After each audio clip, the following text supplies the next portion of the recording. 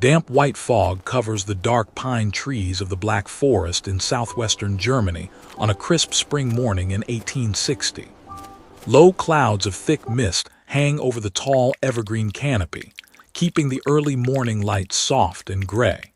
The mountain air feels cold and fresh against the skin, carrying rich scents of crushed green moss, wet spruce wood, damp pine needles, and sweet tree resin.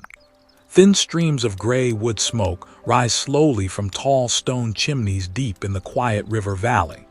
These chimneys belong to wooden workshops built close to the fast water of the Gutach stream. Long before the sun rises above the high mountain ridges, a loud wooden water wheel begins to turn in the rushing current. Powerful mountain water pushes against the large wooden blades, driving iron gear wheels and long leather belts throughout a three-story music box factory. Inside these thick white walls, skilled craftsmen work together with great care and focus. Master clockmakers, steel tuners, and woodworkers change raw metal blocks and mountain trees into wonderful mechanical marvels. These small wooden boxes play sweet waltzes and happy folk tunes for wealthy families across Europe and North America. Outside the quiet valley, the German states are changing very fast in the year 1860. Large steam factories are opening near new train lines, changing how goods are made and transported. Tensions are also growing between the powerful states of Prussia and Austria. Yet inside this isolated workshop, every morning starts with mathematical precision, governed by the clear ticking of wall regulator clocks and the soft, musical ring of steel combs. Welcome to the History Forge channel.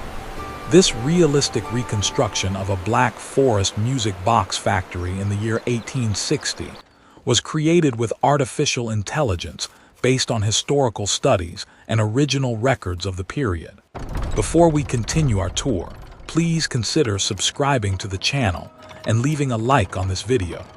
Your support helps bring more lost historical worlds back to light through our detailed research.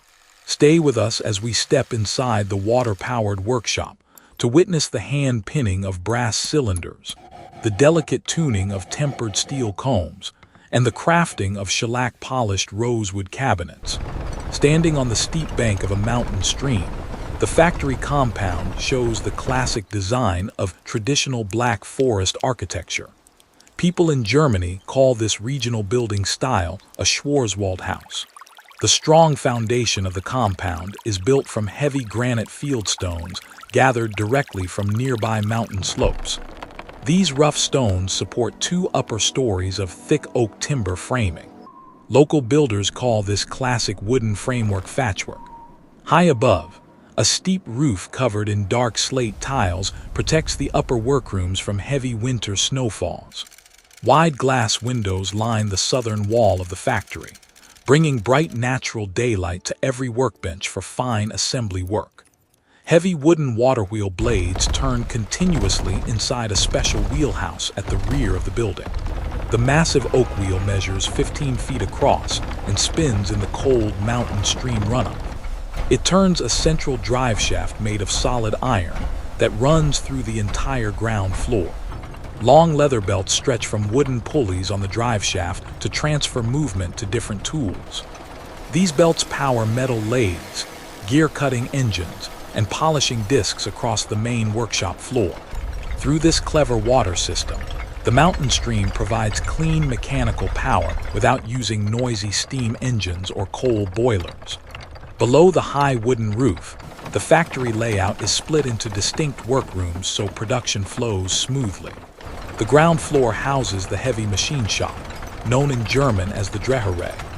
Here, machinists turn round brass gear wheels, spring containers, and cylinder drums on water-powered lathes. Right next to the turning room sits a warm forge alcove. It features a brick hearth and foot-operated bellows used for heating steel mainsprings and tempering musical comb teeth. Every work area has its own special tools and purpose, allowing the team to create mechanical parts with high accuracy.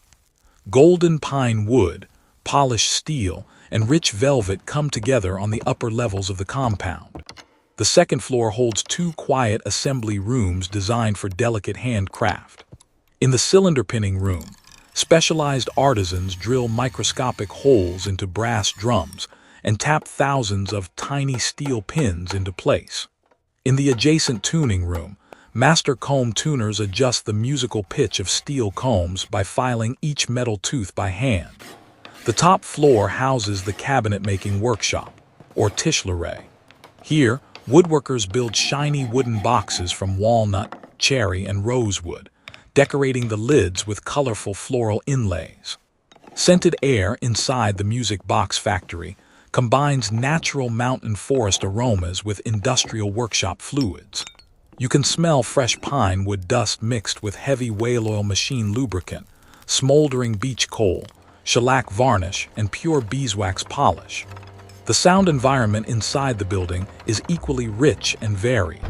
A low bass vibration from the spinning water wheel passes through the timber floorboards at all times. Steel gear cutters make sharp scraping sounds. Small brass hammers tap rhythmically, and single musical notes ring out as tuners test new steel combs. In one quiet corner of the assembly room, a wooden crucifix hangs above a Lutheran Bible, giving workers a calm spot for morning reflection. Long before the sun brings warmth to the valley floor, young apprentices stir from their beds in the attic dormitory.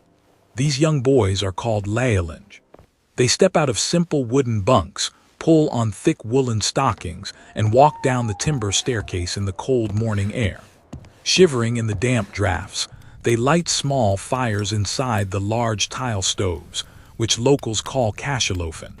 They use dry pine splints and beech logs to warm the workrooms before adult craftsmen arrive. Afterward, they sweep up loose wood shavings, dust off workbenches, and wipe oil from lathe beds. Strict rules of social rank govern daily life inside the workshop, following long-standing German craft guild traditions. At the head of the enterprise stands the master horologist and factory owner, known as the Fabrikant. His deep administrative knowledge and mechanical skill guide the entire manufacturing process. Under his direct authority work master tuners and gear cutters, called Gesellen. These skilled journeymen command good daily wages because of their advanced technical training. Young apprentices work at the bottom of the ladder, performing preparation tasks without pay while learning the trade under firm discipline. Mountain farm families from surrounding valleys supply most of the factory workforce. Before this centralized factory was built, many of these cottager families made wooden cuckoo clocks in their farmhouses during cold winter months. That home-based work was known as Heimarbeit. Moving to central factory work provides them with steady wages throughout the year, but it requires strict adherence to work schedules governed by factory bells and precision regulator clocks. While the factory owner lives in an elegant timber villa nearby, master craftsmen and apprentices eat their meals together in the factory hall, bound by shared pride in black forest instruments. Crisp morning light illuminates the washing area as workers gather around a long wooden water trough. They clean their hands thoroughly before touching fine metal gears and delicate musical parts. Work clothing in the factory is practical, tough, and tailored for cold mountain drafts. Journeymen and apprentices wear plain shirts made of coarse, unbleached linen, called hemden. They pair these shirts with dark woolen trousers, known as touchhosen, held up by broad leather suspenders. Over their clothing, they wear heavy aprons made of tanned pigskin leather, fitted with front pockets for carrying small files, calipers, and brass pliers. Sturdy leather work boots, or arbeitschuhe, shield their feet from cold stone floors, while some workers wear traditional wooden-soled clogs. The master fabricant dresses in clothing that shows his commercial success and engineering authority. Over a clean white linen shirt with a starched collar, he wears a dark wool vest featuring shiny brass buttons and a tailored wool frock coat called a jayrock. A heavy gold watch chain hangs from his vest pocket, attached to a precision pocket chronometer. He uses this watch to check shift changes and timing calculations. Women workers wear dark woolen dresses with white aprons and neat hair braids. Hearty breakfast food is served at 7 o'clock on long pine tables in the ground floor hall. This nourishing meal gives workers the physical energy needed for long hours of manual labor. Everyone eats thick slices of dense, dark sourdough rye bread, known as Bauernbrot, spread with fresh dairy butter and topped with thin slices of smoked Black Forest ham. They also share bowls of warm oat porridge and wedges of hard mountain cheese. To drink, they have hot roasted chicory coffee, known locally as muckefuck, or fresh milk brought from neighboring dairy farms. Leftover bread crusts are saved to feed farm animals or added to midday soups. Raw materials required for manufacturing high-grade music boxes travel to the Black Forest through specialized supply chains across Europe. High-carbon steel wire for musical comb teeth is imported from iron foundries in the Ruhr Valley. Sheet brass for gear wheels and cylinder drums arrives from brass rolling mills in Pforzheim. Tiny steel pins used for notation come from Swiss watchmakers in Geneva. Decorative wood veneers made from walnut, rosewood, and ebony are bought through timber merchants in the Rhine Valley, while natural tree resins for varnish arrive through North Sea ports. Local pine and spruce trees provide straight-grained soundboards prized for acoustic resonance. Artisans in the cylinder pinning room begin their most exacting tasks by mid-morning. A skilled pinsetter mounts a hollow brass cylinder onto an indexing dividing plate to mark exact musical intervals. Using a fine hand drill, he pierces thousands of miniature holes across the smooth metal surface. He then inserts tiny hardened steel pins that stick out less than 1 millimeter. Each pin must be placed with absolute mathematical accuracy. A deviation of a fraction of a millimeter will ruin the musical tempo and harmony of the tune. The craftsman works with magnifying loops attached to his glasses, inspecting every row of notes before soldering the pins permanently inside the hollow cylinder. Master comb tuners work in complete silence in the adjoining acoustic room. A musical comb consists of a solid steel plate with a row of tuned metal teeth, ranging from 30 to over 100 individual notes. Holding a fine steel file, the tuner carefully removes microscopic amounts of metal from the underside of each tooth to adjust its sound frequency.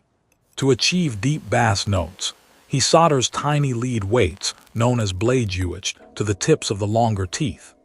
He tests each tooth by plucking it with a brass pick, comparing its pitch against a set of steel tuning forks until the comb plays in perfect harmony. Smooth brass gears turn on water-powered lathes in the machine shop, as tooth cutters carve precise teeth into governor wheels and spring barrels. The governor mechanism, equipped with air vane flies, is essential for controlling the speed of the music box. This mechanism prevents the heavy mainspring from unwinding all at once, allowing the melody to play at a steady, graceful tempo. Machinists assemble each mechanical movement on a heavy cast iron bedplate, lubricating moving joints with refined sperm whale oil. They test every unit through hundreds of continuous rotations to guarantee flawless mechanical performance under all operating conditions. Skilled cabinet makers in the upper woodworking shop assemble decorative wooden enclosures at the same time. Using sharp hand planes and fine dovetail saws, they construct strong rectangular boxes from cured mountain oak. They cover exterior surfaces with rare rosewood or dark walnut veneers. Master inlayers place delicate floral patterns into the wood using brass wire, mother of pearl, and stained fruit woods. The completed cabinets receive up to 20 coats of hand-rubbed French polish made from natural shellac dissolved in alcohol, producing a mirror-like finish that highlights the wood grain while protecting the box from atmospheric moisture changes. Careful technicians join the finished mechanical movements with the polished wooden boxes in the final assembly room. The technician adjusts the height of the steel comb relative to the pinned brass cylinder with great precision. As the cylinder rotates, its tiny steel pins must pluck the comb teeth with exact force and timing. Winding the mainspring with a brass key and tripping the release lever starts the mechanism. Rich, shimmering musical chords instantly fill the room, echoing through the wooden soundboard. Every note represents months of collaborative human skill and mechanical engineering. Every completed music box undergoes thorough quality control testing before it is approved for packing. Inspector mechanics play each instrument through its complete cycle of melodies, checking closely for buzzing teeth, incorrect notes, or speed variations. They test popular classical pieces by Mozart, cheerful Strauss waltzes, and traditional German folk tunes.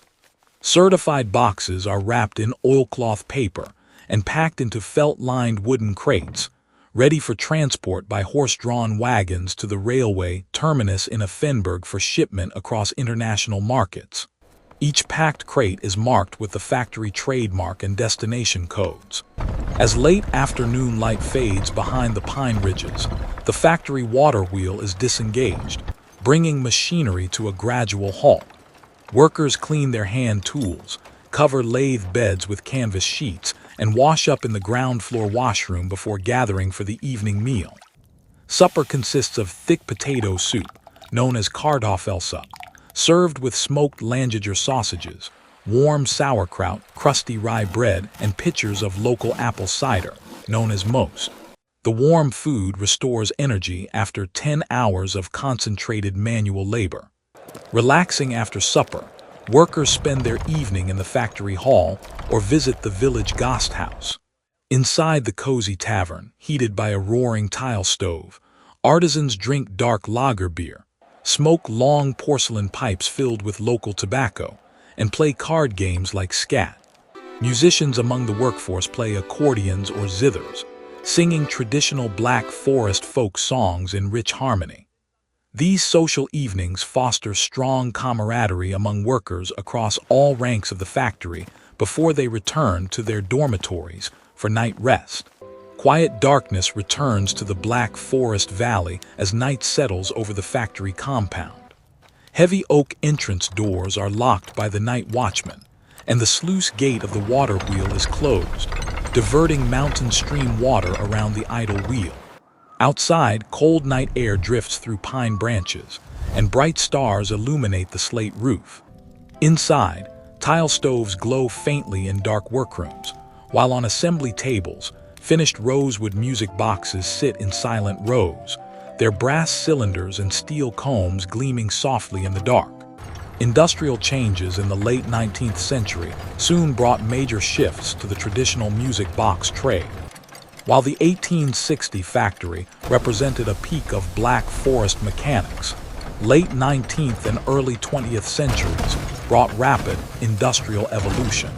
The introduction of mass-produced stamped metal components, steam-driven automation, and eventually Thomas Edison's phonograph transformed the music industry, rendering cylinder music boxes obsolete luxury items. Today, the remarkable legacy of 19th century Black Forest music box factories endures in cultural museums and private collections worldwide.